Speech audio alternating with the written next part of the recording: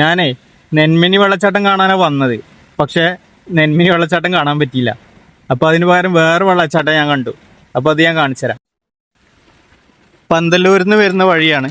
പന്തല്ലൂരിൽ നിന്ന് നെച്ചേങ്ങര പറഞ്ഞ സ്ഥലത്താണിത്. നെച്ചേങ്ങര വഴിക്കാണ് ഈ വെള്ളച്ചാട്ടത്തിലേക്ക് പോകുന്നത്. ഈ സ്ഥലത്തിന്റെ ലൊക്കേഷൻ വരുന്നത് പാണ്ടിക്കാട് നിന്ന് പന്തല്ലൂർ വഴി. ഈ ഒഴുകുന്ന വെള്ളം കണ്ടില്ലേ, ഇതാണ് പിന്നീട് താഴെ ഒരു വെള്ളച്ചാട്ടമായി മാറുന്നത്. ഒരു 50 മീറ്ററും കൂടിയും കഴിഞ്ഞ് താഴേക്ക് ഇറങ്ങിയാൽ ഈ വെള്ളച്ചാട്ടം നമുക്ക് ശരിക്കും കാണാൻ പറ്റും.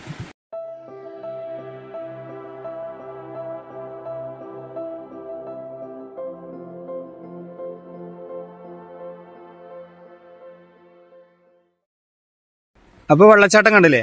അപ്പോൾ വെള്ളച്ചാട്ടത്തിലേക്ക് പോകുമ്പോൾ പ്ലാസ്റ്റിക് ഒന്നും വലിച്ചെറിയാതിരിക്കുക. അതുപോലെ പ്രൈവറ്റ് പ്രോപ്പർട്ടിയാണ്. അപ്പോൾ അതുപോലെ കണ്ടു നോക്കിയൊക്കെ ചെയ്യാം.